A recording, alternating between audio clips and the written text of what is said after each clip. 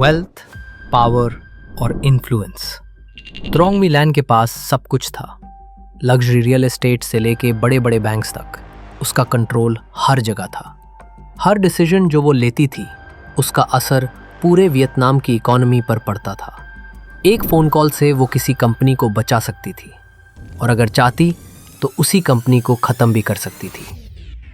कुछ लोग उसे एडमायर करते थे, कुछ उसे हेट, पर सब एक बात पे अग्री करते थे, त्रोंग मिलैन जैसी कोई और नहीं थी।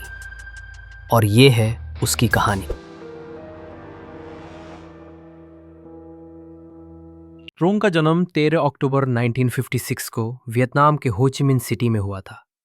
वो एक चाइनीज़ वियतनामीज़ बैकग्राउंड से थी और बचपन से ही लोग उससे एक बिजनेस जीनियस कहने लगे थे। उसकी माँ एक लोकल बाजार बेन तैन मार्केट में कॉस्मेटिक्स बेचती थी।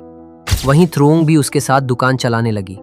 धीरे धीरे माँ ने कुछ एसेट्स जमा किए और त्रोंग के सपने भी उन्हीं के साथ बढ़ने लगे। 1980s में वियतनाम की इकोनॉमी इंडिया की तरह क्लोज थी, सेंट्रली प्लान्ड और बहुत स्लो। प्राइवेट बिजनेसेस के लिए जगह ही नहीं थी। लेकिन सब कुछ बदला 1986 में, जब वियतनाम ने इकोनॉमिक रिफॉर्म्स इंट्रोड्यूस किए, एकदम वैसा ही जैसे इंडिया ने 1991 में लिबरलाइजेशन किया था। इसी दौरान त्रोंग की मुलाकात हुई एरिक चू से, जो हांगकांग में पैदा हुआ था और एक जर्मन कंपनी के लिए वियतनाम में काम कर रहा था। 1987 में दोनों मिले, शादी हुई और 1992 में उन्होंने मिलकर वैन थिन फाट ग्रुप की नींव रखी। शुरुआत एक छोटी सी ट्रेडिंग कंपनी के रूप में हुई थी और पहली बड़ी कामयाबी मिली जब उन्होंने साउथ कोरिया के LG फोन्स वियतनाम में इंपोर्ट करके बेचने शुरू किए। ये कामयाबी सिर्फ पैसा ही नहीं बल्कि भरोसा भी लेकर आई, जिसने उन्हें और बड़े सपने देखने की हिम्मत दी।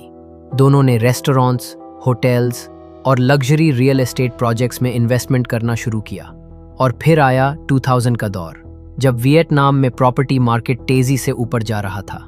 1990 में जो प्रॉपर्टी 3 लाख रुपए की मिलती थी, उसी की कीमत 2024 तक 7 करोड़ से भी ज्यादा हो गई। त्रोंग ने मार्केट में एंट्री बिल्कुल परफेक्ट वक्त पे ली और बिना हिचकिचाहट के ऑल इन चली गई। रियल एस्टेट उसके एम्पायर का सेंटर बन गया, वो धड़कन जिसने उसके पूरे कारोबार को जिंदा रखा। 2007 तक उसके पास $1 बिलियन के नेटवर्क की ताकत थी, जो लगातार और बड़ा होता जा रहा था। लेकिन ये एम्पायर कोई साधारण बिजनेस सेटअप नहीं था। ये एक केयरफुली डिजाइन किया गया मेज था 1000 से ज्यादा कंपनीज का। कुछ शेल कंपनीज वियतनाम के अंदर जो पैसा इधर उधर घुमाने के काम आती थी, और कुछ ऑफशोर शेल कंपनीज जैसे ब्रिटिश वर्जिन आइलैंड्स में, जहां से पैसा क्वाइटली देश के बाहर भेजना आसान हो जाता था। और इस पूरे नेटवर्क का सबसे क्रिटिकल हिस्सा था बैंक्स। उसके पूरे ऑपरेशन का असली इंजन था बैंक लोन सिस्टम।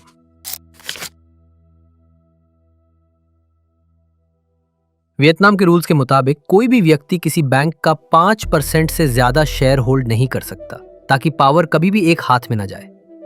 लेकिन त्रोंग ने इस सिस्टम का एक क्लेवर जुगाड़ निकाल लिया। उसने अपने रिश्तेदारों, दोस्तों और अपने ही एम्प्लॉइज के नाम पर शेयर्स खरीद लिए। 3 अलग अलग छोटे बैंक, साइगॉन कमर्शियल बैंक यानी SCB, तिन मिया बैंक और फिकोम बैंक। नाम अलग थे, लेकिन पीछे से कमांड सिर्फ एक ही इंसान के पास थी, त्रोंग। SCB के 81% शेयर्स उसके 32 प्रॉक्सीज के नाम पर थे। तिन मिया बैंक में 99% शेयर्स 36 लोगों के नाम पर, और फिकोम बैंक में 80% शेयर्स 24 प्रॉक्सीज के थ्रू होल्ड किए जा रहे थे। चलिए पहले ये समझ लेते हैं कि बैंक्स पैसा कैसे बनाते हैं। सिंपल है, बैंक्स पब्लिक से पैसा लेते हैं, जैसे सेविंग्स और डिपॉजिट्स, जिसके बदले में छोटी सी इंटरेस्ट देते हैं।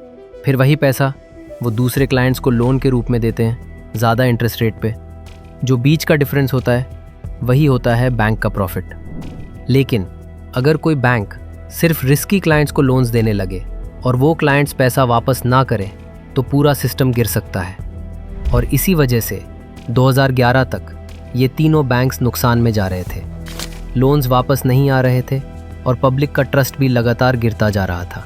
तब त्रोंग ने एक बोल्ड स्टेप लिया। उसने तीनों बैंक्स को मर्ज करने की परमिशन मांगी। वियतनाम के सेंट्रल बैंक को ये पता था कि इन बैंक्स का असली कंट्रोल किसके पास है, फिर भी उन्होंने परमिशन दे दी। क्यों? क्योंकि उन्हें दिए गए थे मैसिव ब्राइब्स। टॉप ऑफिशियल्स को खरीदा गया था। जनवरी 1, 2012 तीनों बैंक्स ऑफिशियली मर्ज हो गए एससीबी के नाम से और ट्रूंग ने अपना कंट्रोल और भी टाइट कर दिया। 2018 तक एससीबी के 91% शेयर्स उसके कंट्रोल में आ चुके थे, अलग अलग नामों के थ्रू। वो लीगली बैंक की मालिक नहीं थी, लेकिन रियलिटी में वो ही बैंक थी।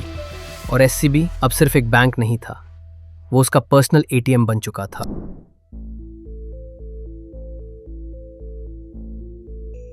ट्रोंग ने एससीबी के थ्रू फेक कंपनीज को लोन्स देना शुरू किया और कोलैटरल के नाम पर होती थी फेक प्रॉपर्टी वैल्यूएशन। एक प्रॉपर्टी जिसका असली मार्केट वैल्यू था सिर्फ 16 करोड़, उससे 80 करोड़ तक दिखाया जाता था। वैल्यूएशन कंपनीज को भी ब्राइब दिया जाता था ताकि रिपोर्ट्स मैनिपुलेट की जा सके। इसी तरह एक के बाद एक मैसिव लोन्स अप्रूव होते गए। टोटल 2500 से ज्यादा फेक लोन्स, $44 बिलियन यानी लगभग 3.6 लाख करोड़ रुपए डिसबर्स किए गए सिर्फ ट्रोंग के लिए। एससीबी के 93% लोन्स सिर्फ एक ही बिजनेस ग्रुप को दिए गए, वान तिन फट। पैसा डायरेक्टली उसकी प्राइवेट कंपनीज में चला जाता और वहां से शेल कंपनीज के थ्रू घूमकर जरूरत पड़ने पर कैश में भी निकाला जाता। और ये कैश कोई छोटी मोटी अमाउंट नहीं थी। 2019 से 2022 के बीच एससीबी के ड्राइवर्स ने उसके घर तक कैश डिलीवर किया। टोटल $4.6 बिलियन यानी 38,000 करोड़ रुपए। सोचिए, 46 टन कैश।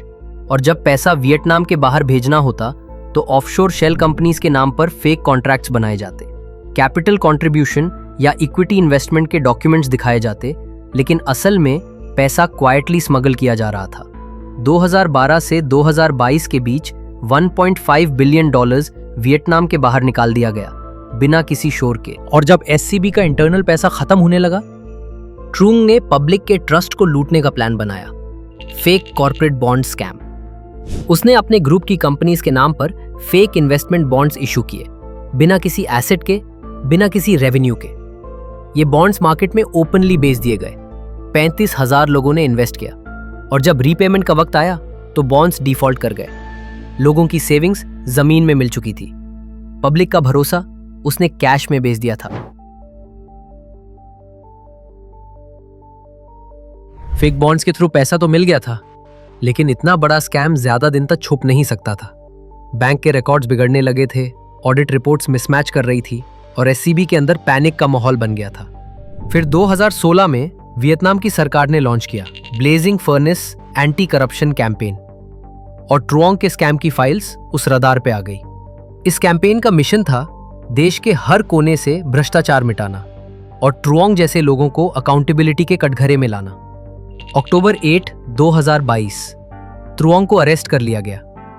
इन्वेस्टिगेशन ने एक्सपोज किया 3.6 लाख करोड़ का फाइनेंशियल फ्रॉड, 400 करोड़ की ब्राइब्स, $1.5 बिलियन का इल्लीगल पैसा जो वियतनाम के बाहर भेजा गया था, 1 मिलियन से ज्यादा डॉक्यूमेंट्स, 6 टन फाइल्स और हजारों इन्वेस्टर्स जो इस स्कैम के शिकार बने। ट्रायल हुआ और कोर्ट ने ट्रोंग को ऑफिशियली गिल्टी डिक्लेयर कर दिया।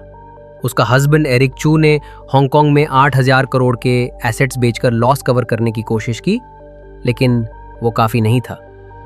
ट्रोंग कोर्ट में कभी अपनी गलती मानने को तैयार नहीं थी।